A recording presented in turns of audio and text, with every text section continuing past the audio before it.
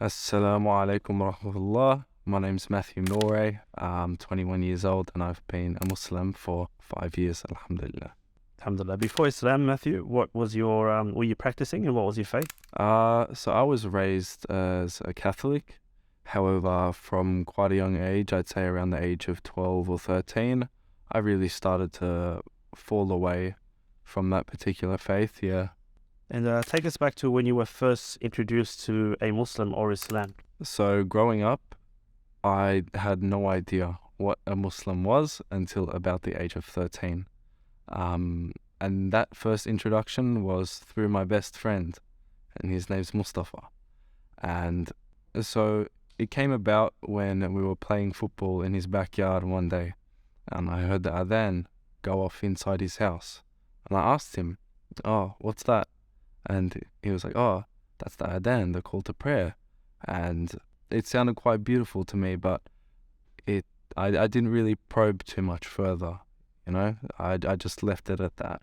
Yeah, that was my first exposure to Islam, yeah. So it obviously planted a seed in you, and then how often after that, how much more time did you spend with Mustafa, and how often after that were you interacting with? Yeah, so after that initial first exposure, I would see them pray.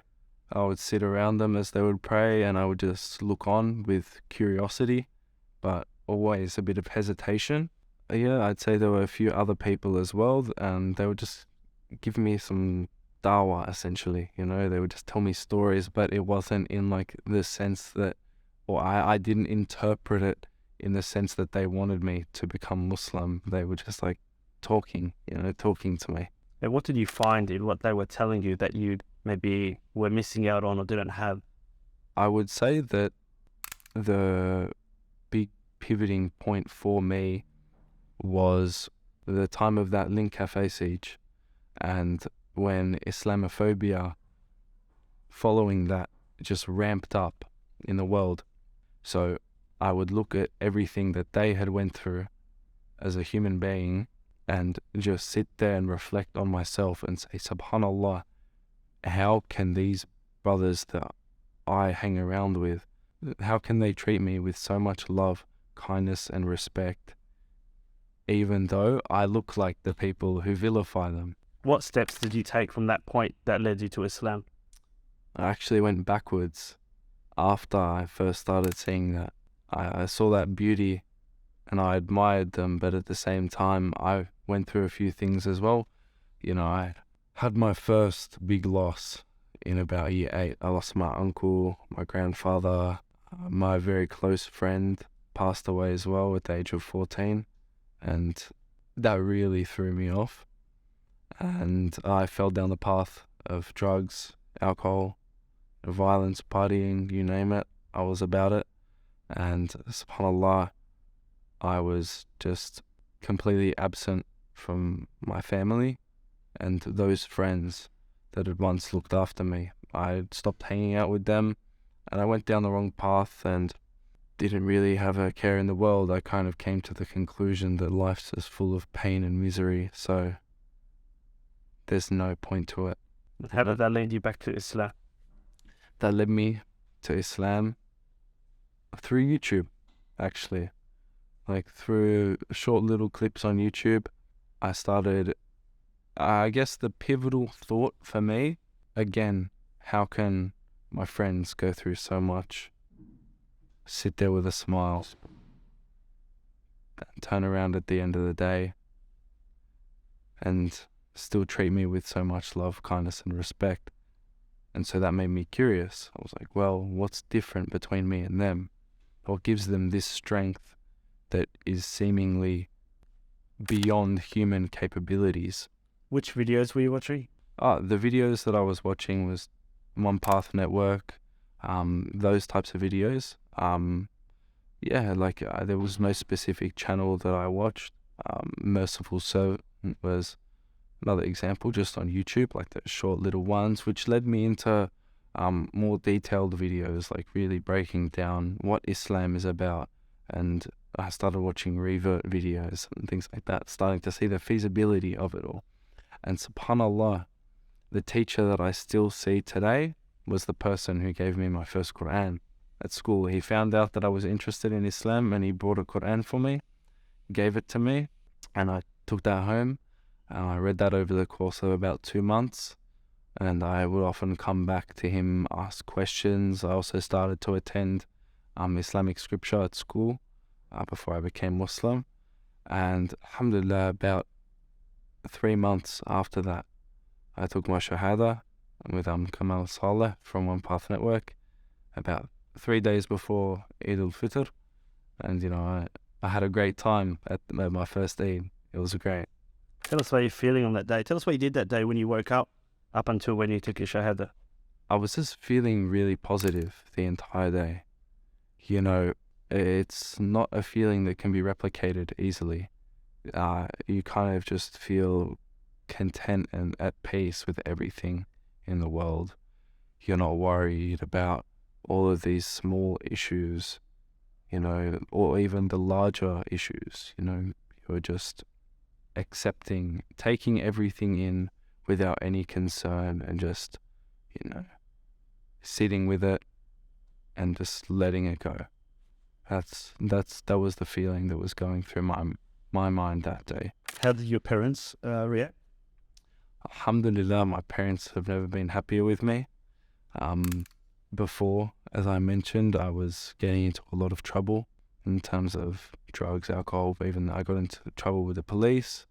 I had to go to court for a few issues when I was about 15 years old. I wasn't home. I showed no respect to my family.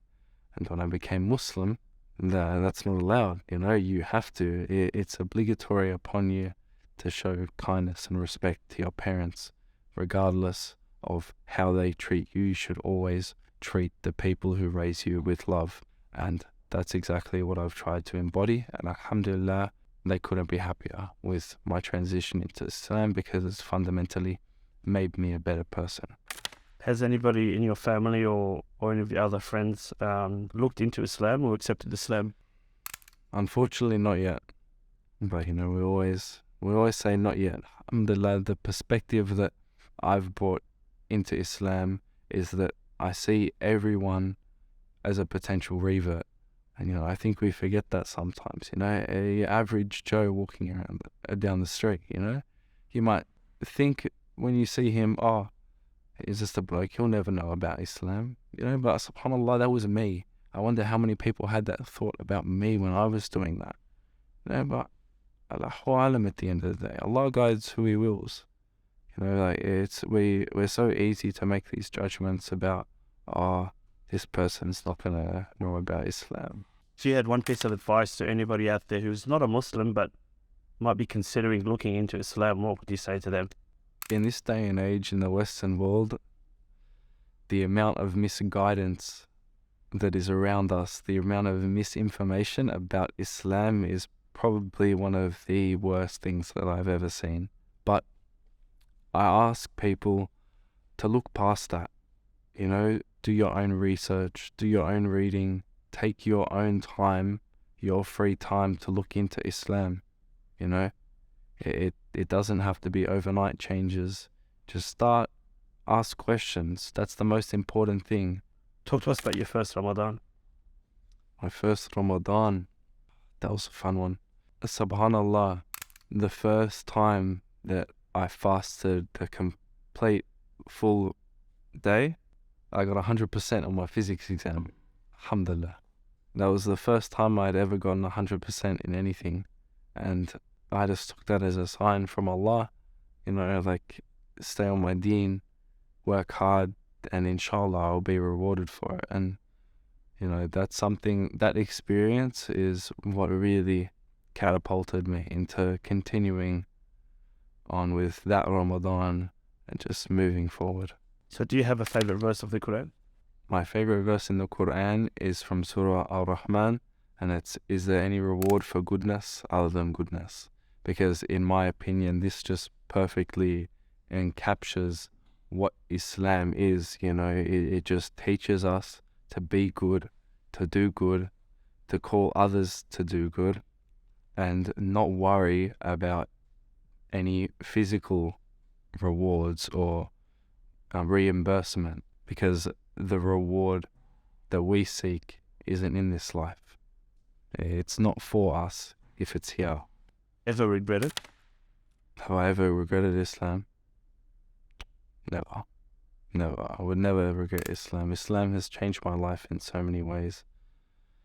While there are times where I question the difficulty, I always shut those thoughts down. We always have them sometimes when things get difficult, but that's natural to have those thoughts, but we just have to look past them and truly see the goodness that Islam brings out for all of us.